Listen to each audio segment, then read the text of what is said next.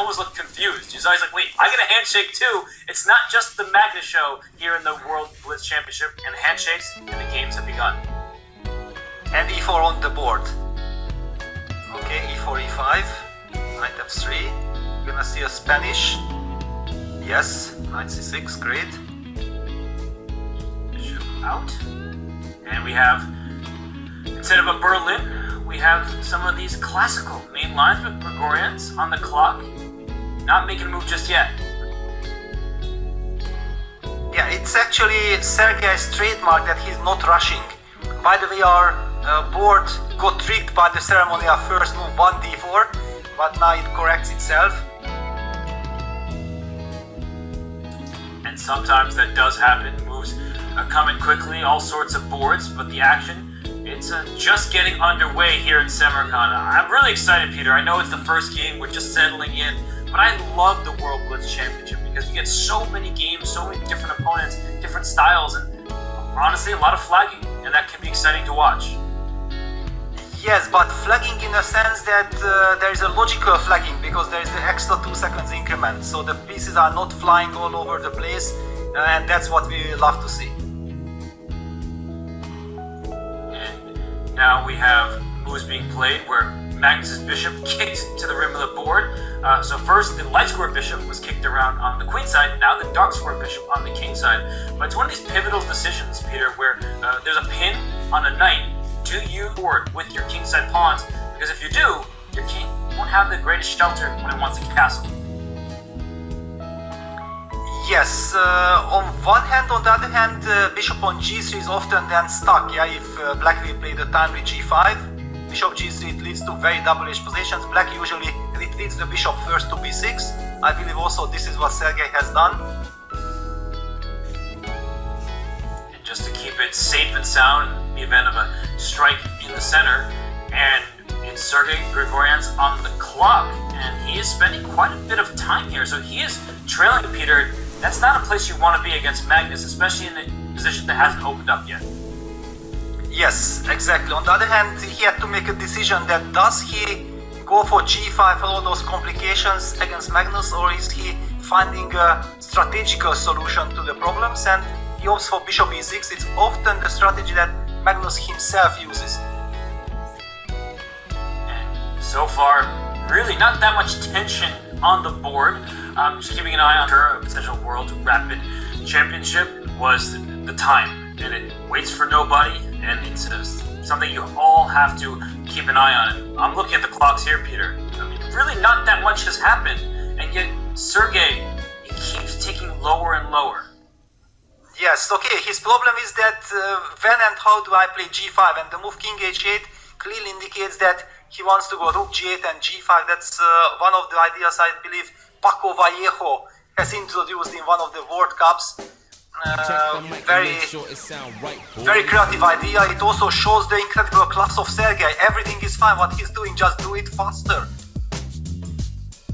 It's exactly like what was happening yesterday with Humpty Canero. He's playing well, but perfect can be the enemy of the good, because if you're spending too much time finding the perfect moves, you won't have time to spare. So we're still early stages. Not a single piece has been traded, Peter. Not one single pawn, although at any moment a takes b5 can happen. Yes, on the other hand, yeah, Magnus might try to keep the tension on the a file. I don't know exactly why would he. But also one other question, that how White progresses in this position. Yeah, that is he going for a slow knight f1, knight e3 plan? Yeah, that's what we're gonna see, and knight f1, rook g8 on the board. And that is hinting at g7 to g5. No knight sacrifices there for white anymore, with the rook covering the square. So we did see our first trade of the game on the b5 pawn, and then I think the knight jumped out to e3, and black just decided to strike with g5. So I can see it on the camera. The moves are coming. They have to for Sergey Grigoriants. He can't sit and wait any longer. Absolutely. Basically, his last two moves, king h8, rook g8, has also signaled that he's ready to go g5. I'm a little bit worried the moves are not coming in. Let me make those moves myself. Yes. g5, bishop's g3, and I see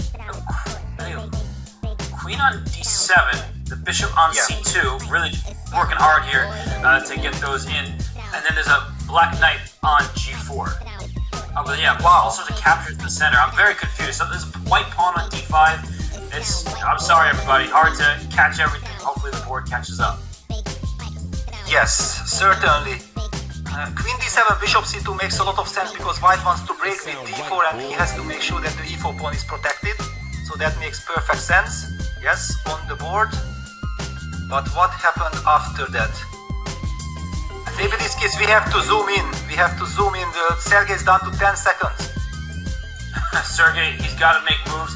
Apologies, everybody. Just early stages here, opening round of the Blitz, but moves are coming in. The players, well, white wins. I think it's one of these. Everything's coming in at once. Yeah, ED5, 97. Yeah, suddenly we don't have access to the camera. Magnus breaks in the center with D4. Sergey has no time. It's a very critical situation. E takes D4, knight takes D4. No way of surviving this for Sergey. Be careful, Black's king is in a lot of trouble. Knight g6, bishop f5, game over. Blundered, Sergey blundered the piece. That's what happens with few seconds on the clock. Yeah, the bishop comes in, hits the queen, hits the knight all at once. So the moves, they flooded in. Seems like the relay is coming in batches. We apologize everybody, but Magnus Carlsen will apologize to nobody because he wins game one. He starts his quest to retain his World Blitz Championship with a win. And a nicely played game, and I think it was all about the clock, Peter. Sergey did not leave himself enough time. Yeah, and also the smartness of Magnus. Yeah, he knows that Sergey is a very classy player, and then with this bishop g5, leaving him asking some annoying questions, that was too much to handle because the clock was ticking, and he made some bad decisions finally.